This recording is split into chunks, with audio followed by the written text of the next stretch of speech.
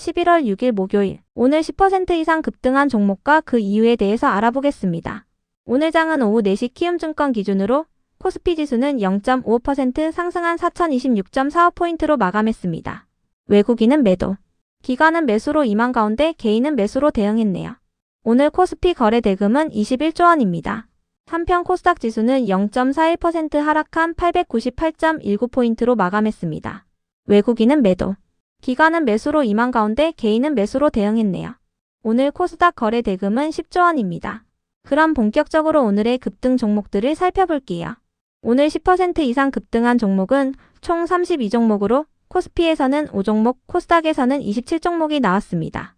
이 중 상한가 종목은 YTN, 한성크린텍, 서울바이오시스, QSI, 알파칩스, 윙스풋, K3i, 유투바이오, AB프로바이오 9종목이고요. 오늘 하한가 종목은 없었습니다. 총 32개의 급등 종목 중 상위 30개 종목들을 테마별로 묶어보니 5개 테마로 나눠볼 수 있었어요. 그 외 나머지는 개별 이슈로 오른 종목들인데요. 먼저 1번 반도체 테마입니다. 어젯밤 미국장이 3대 지수 모두 상승세로 마감했습니다. AI 기술주들이 고평가되었다는 우려가 나오면서 화요일 밤 미국장이 하락세를 보였던 가운데 낙폭이 과했다는 인식이 나오며 하루 만에 반등세를 보인 것으로 해석되고 있는데요. 또한 미국 대법원이 트럼프 정부의 상호관세가 적법한지에 대한 심리를 진행 중인 가운데 트럼프 정부의 관세 정책이 철회될 수 있다는 기대감도 나오고 있습니다. 한편 어젯밤에는 미국의 10월 민간 고용이 발표되었는데요. 10월 민간 고용은 전월 대비 4만 2천 명 증가하며 시장 예상치였던 2만 2천 명을 상회하는 모습을 보였어요. 이 같은 소식에 미국 고용시장이 아직까지 견조하다는 인식이 나왔고 어젯밤 미국장이 3대 지수 모두 상승세를 보였는데요. 특히 마이크론과 인텔 등의 미국 반도체 기업들이 상승세로 마감하면서 국내 반도체 기업들 일부도 상승세를 보였습니다. 다만 엔비디아는 어젯밤 1.7%의 하락세로 마감했으니 참고해주세요. 이 중에서도 한성크린텍은 어제 장마감 후 삼성 E&A와 공급 계약을 체결했다고 공시했는데요. 이번 계약은 삼성전자의 평택 초순수 복합동 설비 공사 계약으로 계약 금액은 112억 원이며 최근 매출액 대비 7%에 해당합니다. 계약 기간은 내년 12월 31일까지입니다. 이어서 현우산업은 분기보고서를 통해 3분기 실적을 발표하며 강세를 보였습니다. 전년 동기 대비 영업이익이 406% 증가한 51억 원을 기록했습니다. 한편 PI는 유리기판 관련주로 부각되며 강세를 보였는데요. 삼성전기가 일본의 스미토모 화학그룹과 글라스 코어 제조를 위한 업무 협약을 체결했다고 전해지면서 유리기판 관련주 일부가 상승세를 보인 것으로 파악됩니다. 글라스 코어는 반도체 유리기판의 핵심 소재라고 전해졌습니다. 유리기판 관련주 중에서도 PI는 어제 언론을 통해 산업부가 주관하는 소재부품 기술 개발 사업의 공동연구개발기관으로 선정됐다고 밝힌 바 있는데요. 이번 사업은 피롭틱스의 주관으로 진행되며 반도체용 유리기판 기술의 글로벌 주도권을 확보하는 것이 목표라고 전해졌습니다. 다음은 이번 바이오 테마입니다.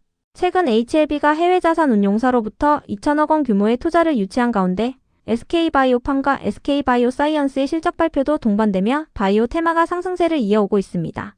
특히 노보노디스크와 화이자가 미국 비만 치료제 기업인 메세라를 인수하기 위해 경쟁하면서 비만 치료제 관련주들도 상승세를 보이고 있어요. 이 중에서도 AB프로바이오는 관계사인 AB프로가 차세대 이중항체 호보물질에 대한 전임상 연구 결과를 발표할 예정이라고 전해지면서 이틀 연속 상한가로 마감했는데요. 해당 물질은 셀트리온과 공동으로 개발 중이며 오는 6일부터 미국에서 개최되는 학회를 통해 발표될 예정입니다.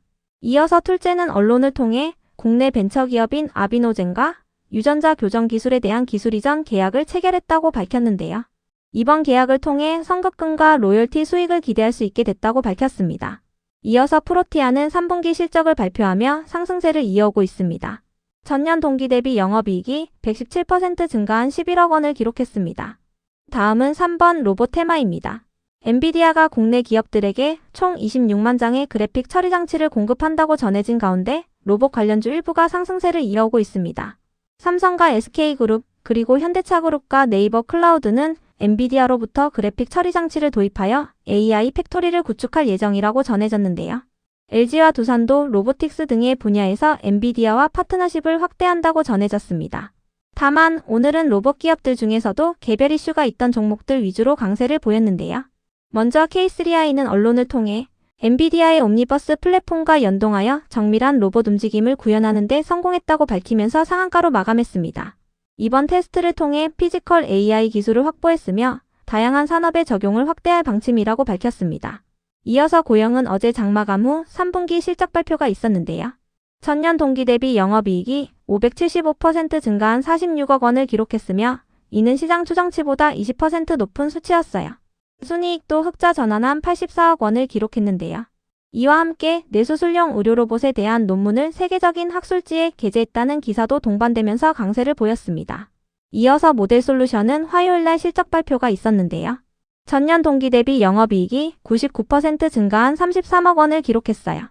이와 함께 어제부터 일산 킨텍스에서 개최된 로보월드 전시회에 참가하여 휴머노이드 관절용 초경량 액추에이터를 공개했다고 전해지면서 강세를 보였습니다. 다음은 4번 지주사 테마입니다. 민주당이 이번 달 중으로 배당소득 분리과세 최고세율을 확정할 방침이라고 전해졌습니다.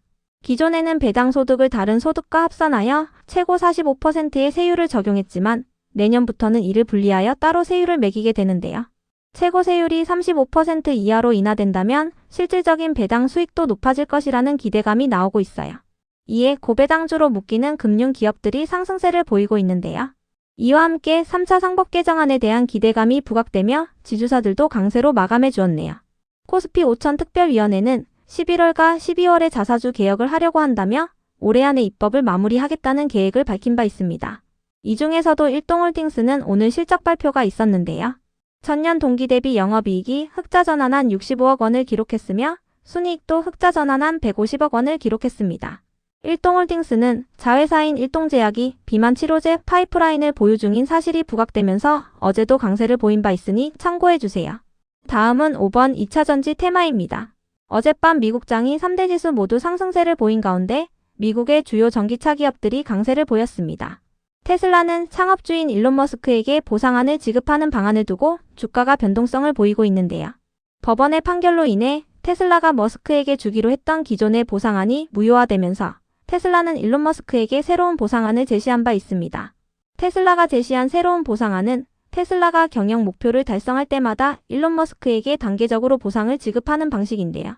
테슬라의 차량 판매량이 증가하거나 테슬라의 시가총액이 8조 달러를 돌파하는 등 테슬라가 목표를 달성할 때마다 10년간 1조 달러에 달하는 주식을 머스크에게 단계별로 지급하는 방식이에요. 기관 투자자들은 이를 반대하고 있지만 개인 투자자들은 찬성하고 있다고 전해진 가운데 어젯밤 테슬라가 4%의 상승세로 마감했습니다. 한편 리비안은 실적이 나오면서 강세를 보였는데요. 리비안의 지난 분기 매출액은 15억 5천만 달러를 기록했으며 이는 시장 추정치였던 14억 9천만 달러를 상회하는 수치였습니다. 한편 LG엔솔이 미국 소프트웨어 기업인 오라클에게 에너지 저장 장치 배터리를 공급하기로 했다는 단독 기사가 전해졌는데요. LG엔솔은 해명 공시를 통해 오라클과는 직접적인 공급 계약 관계에 있지 않다고 밝혔습니다. 이 같은 소식들 속에서 2차전지 관련주들이 상승세로 마감해 주었네요. 그 외 나머지는 개별 이슈로 오른 종목들입니다. 먼저 YTN은 윤석열 정부가 지분 매각을 추진했던 기업인데요. 지분이 헐값에 매각된다는 우려가 나오며 하락세를 이어오던 가운데 이재명 정부가 YTN의 지분 매각과 관련한 조사를 시작한다고 전해지면서 상한가로 마감했습니다. YTN의 상승 속 IMBC도 동반 상승세를 보였습니다. 다음으로 서울바이오시스와 윙스푼, 유로벨로크, KS인더스트리, 엑시온그룹의 급등 이유는 파악되지 않았는데요. 어젯밤 미국장이 3대 지수 모두 상승세로 마감한 가운데 국장에서도 일부 종목들이 반등세를 보였다는 분석이 있었습니다. 이 중에서도 유로는 최근 아마존 관련주로 부각되며 강세를 보였다는 기사가 있었으니 참고해주세요. 다음으로 QSI를 비롯한 양자암호 관련주들이 상승했습니다. 어제 산업부가 K양자연합의 출범식을 개최했는데요. 이 같은 소식과 함께 어제 미국 양자 컴퓨팅 기업들이 상승세로 마감하면서 국내 양자암호 관련주들도 상승세를 보인 것으로 파악됩니다. 특히 QSI는 언론을 통해 스웨덴 기업의 마이크로파 집적회로 납품을 완료했다고 밝히면서 상한가로 마감해 주었네요. 다음으로 유투바이오는 경영권 분쟁 소식이 들려오며 이틀 연속 상한가로 마감했습니다. 유투바이오는 체해진단 검사와 의료 IT 솔루션 사업을 본업으로 하고 있는데 회사를 벤처 지주사로 전환하는 안건을 두고 의견 차이를 보이고 있다고 전해졌습니다. 창업자인 김진태 대표는 벤처 지주사로의 전환을 원하지만 최대 주주인 NDS는 반대하고 있는 것인데요. 김 대표는 최근 소카의 전 대표이사인 이재용 씨를 대상으로 3자 배정 유상증자를 실시한 바 있으며 유상증자가 완료될 경우 지분 싸움에서 NDS를 앞서게 됩니다. 법원의 판단에 따라 유상증자가 무산될 수 있는 상황으로 주주들은 법원의 판단을 기다리고 있다고 전해졌습니다. 이어서 자이 S&D는 호실적을 발표하며 강세를 보이고 있는데요. 전년 동기 대비 영업이익이 1039% 증가한 283억 원을 기록했습니다.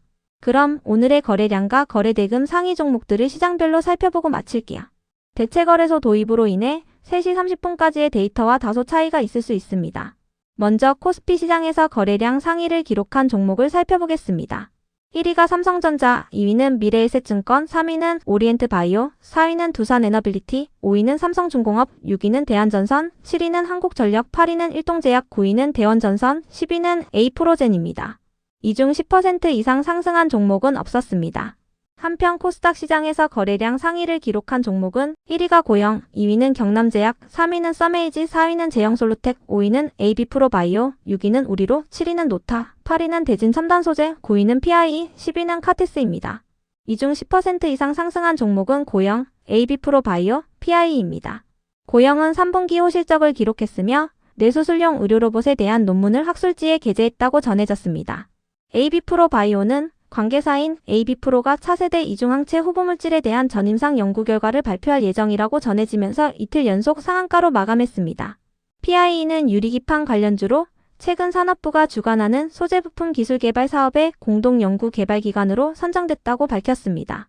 다음으로 코스피 시장에서 거래대금 상위를 기록한 종목을 살펴보겠습니다. 1위가 하이닉스, 2위는 삼성전자, 3위는 두산에너빌리티, 4위는 네이버, 5위는 APR, 6위는 한국전력, 7위는 삼성 SDI, 8위는 LG엔솔, 9위는 미래에셋증권, 10위는 LG전자입니다. 이 중 10% 이상 상승한 종목은 없었습니다. 한편 코스닥 시장에서 거래대금 상위를 기록한 종목은 1위가 노타, 2위는 고영, 3위는 알테오젠, 4위는 에코프로, 5위는 레인보우 로보틱스, 6위는 로보티즈, 7위는 유로핏, 8위는 D&D 파마텍, 9위는 PIE, 10위는 피롭틱스입니다. 이 중 10% 이상 상승한 종목은 고영과 PIE입니다. 고영은 3분기 호실적을 기록했으며 뇌수술용 의료로봇에 대한 논문을 학술지에 게재했다고 전해졌습니다. PIE는 유리기판 관련주로 최근 산업부가 주관하는 소재부품 기술 개발 사업의 공동 연구 개발 기관으로 선정됐다고 밝혔습니다.